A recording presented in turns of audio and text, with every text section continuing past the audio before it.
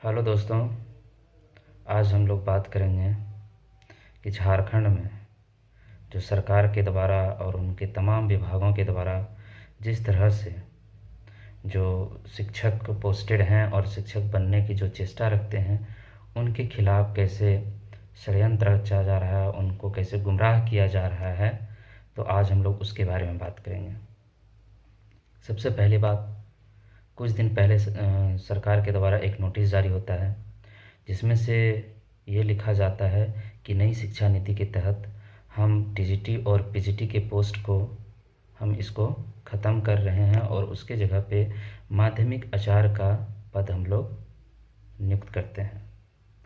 तो इसमें देखिए, सबसे पहली बात पॉइंट यही है कि जो टीजीटी और पीजीटी के शिक्षक होते हैं या होते थे, जो एक प्रतिष्ठित पद कहलाते थे, उनको एक सम्मानित पद का दर्जा दिया गया था, उनको एक माध्यमिक आचार्य कह कर के उनको सबसे पहली बात कि एक अपमानित करने का प्रयास किया है सरकार ने, जो कि बहुत गलत है। क्योंकि पीजीटी और टीजीटी जो होते हैं, वो एक टीचर जो होते हैं, पीजीटी और टीजीटी के टीचर जो होते हैं, वो एक प्रतिष्ठित पद कहलाते हैं। और किसी भी देश में टीचर का जो होता है, राष्ट्र निर्माण में अहम भूमिका होती है। इसलिए ये जो आप सरकार के द्वारा किया गया है, ये तुच्छ सा कार्य जो किया गया है कि उसके पद को हटा करके जो माध्यमिक आचार्य का पद किया गया है और उसके पे लेवल को भी घटा दिया गया है। तो सबसे पहली बात कि ये अविलंब इस प्रस्ताव को वापस ले सरकार। पहला पॉइंट ये है कि अगर इसको हम लोग एक एग्ज़ाम्पल से समझते हैं, अगर जैसे हमारे माननीय शिक्षा मंत्री जो कि एक प्रतिष्ठित मंत्री विभाग को संभालते हैं और उनका पद भी काफ़ी प्रतिष्ठित होता है, और अगर यदि हम उनके पद को शिक्षा मंत्री न कह करके अगर यदि हम उसको पियून मंत्री का नाम दे दें, तो क्या उनको अपमानित महसूस होगा या नहीं होगा? ठीक वैसा ही हम लोग जो शिक्षक और शिक्षक जो पहले से पोस्टेड हैं या जो भावी शिक्षक बनने वाले हैं, उनके लिए ये जो कारनामा जो है, जो सरकार के द्वारा किया गया है, वो हम लोगों के लिए अपमानजनक है। इसलिए सरकार इसे अविलंब वापस ले। दूसरी बात है कि आपने देखा होगा झारखंड में तमाम जो प्रक्रियाएं चल रही हैं, जो हो रही है, उनसे जो आपको ये चीज़ प्रतीत हुआ होगा कि जो शिक्षकों की बहाली की क्या दशा है झारखंड में, ये आप देख सकते हैं। जो व्यक्ति 8 से 10 साल पहले से इंतज़ार कर रहे थे कि हम एक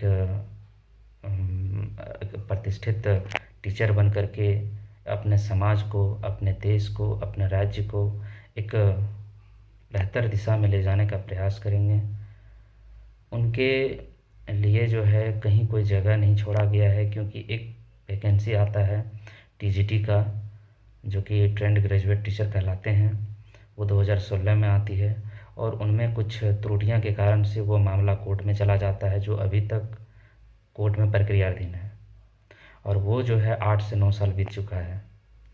तो ये इतना लंबा क्यों, और सरकार ऐसे नियम लाते ही क्यों हैं जिसमें इतनी सारी त्रुटियां हों और आगे जा कर के कोर्ट में चैलेंज किया जा सके?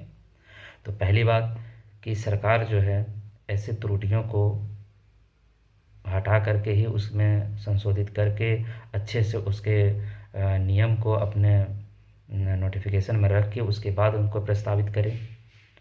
और एक अभी पीजीटी का बहाली हुआ था झारखंड में, जो 2023 में उनका नोटिफिकेशन आता है, और उसका रिज़ल्ट और ज्वाइनिंग जो है 2024 जुलाई से देना शुरू होता है, जून जुलाई से। और अभी तक उनमें जो है वो पूरी तरह से कंप्लीट नहीं हो पाया, क्योंकि 500 पीजीटी शिक्षकों की बहाली ज्वाइनिंग लेटर को अभी भी रोक के रखा गया है। और ये कितना साल तक रोका जाएगा, इसमें क्या चल रहा है अंदर में, ये सबको पता है, इसमें ज़्यादा बोलने की कोई ज़रूरत नहीं है।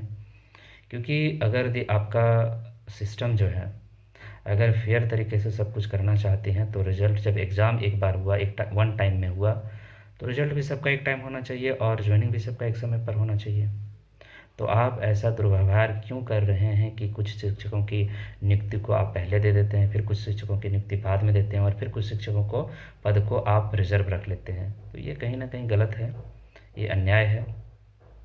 और सहायक आचार्य, उसके बाद आता है सहायक आचार्य का नोटिफिकेशन आता है। ये भी 2023 में ही आया था, बट उसमें काफ़ी त्रुटियों के कारण से संशोधित होते होते होते होते अभी 25 बीत चुका है। और इसमें सीटेड वर्सेस जेटेड का जो मामला था वो भी कोर्ट में चल रहा है। और इसमें जो है उसके बारे में हम लोग ज़्यादा चर्चा नहीं करेंगे। तो इसमें कुल मिला के ये बोल सकते हैं कि उसमें भी इतनी सारी त्रुटियां हैं जो कि बहाली कराना एक जो शिक्षक बनने की सपना देखे थे भविष्य में, उनके लिए कहीं ना कहीं निराशाजनक है। और अभी जो कैलेंडर निकला है, जो 2025 का जो कैलेंडर निकाला गया है जेएसएससी के द्वारा, उसमें देखिए आगे की जो शिक्षकों की बहाली को उसमें कोई जगह नहीं दिया गया है। इससे साफ जाहिर होता है कि 2026 तक शिक्षकों की कोई बहाली नहीं होने जा रही है। तो सरकार जो है इस पर गंभीर चिंतन करे और जो 8 साल 9 साल से जो शिक्षक बनने की एक सपना लेकर के तैयारी कर रहे थे, उनके सपना और उनके अधिकार और उनके हक को सरकार के द्वारा नहीं मारा जाए, उनकी भावना को समझें और जल्द से जल्द शिक्षकों की बहाली प्रक्रिया को तेज़ करें और जितने भी खाली पद हैं उनको भरने का काम करें।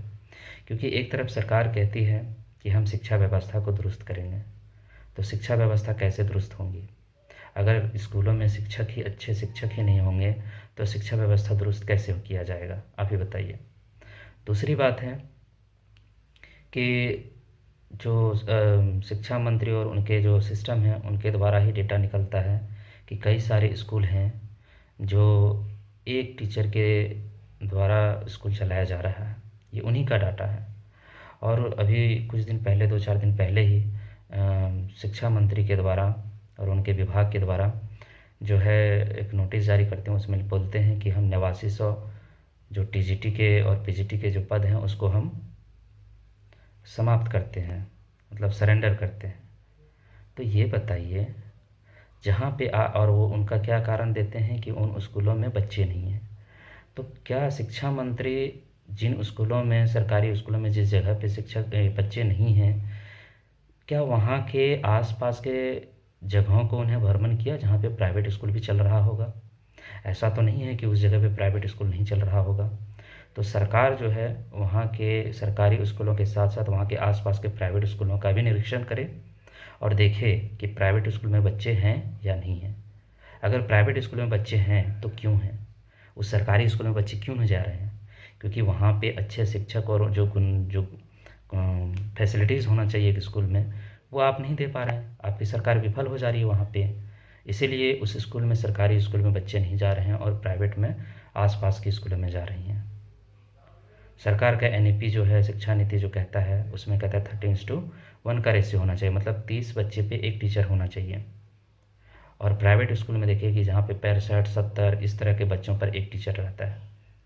तो आखिर बच्चे हैं लेकिन सरकारी स्कूल में नहीं हैं। ये जिम्मेदारी बनती है सरकार की कि आखिर सरकारी स्कूल में बच्चे क्यों नहीं हैं।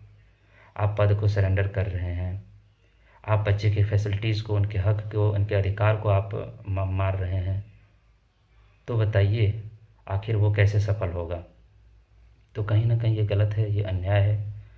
और इस तरह की जो नीति और नियमावली हैं, ऐसे नीति और नियमावली को सरकार नहीं लाए और इस पे अच्छे से विचार विमर्श करे। क्योंकि शिक्षक ही हैं जो किसी भी राज्य का, किसी भी देश का राष्ट्र निर्माण में अहम योगदान निभाते हैं। इसलिए शिक्षकों के हक की मारी न किया जाए सरकार के द्वारा।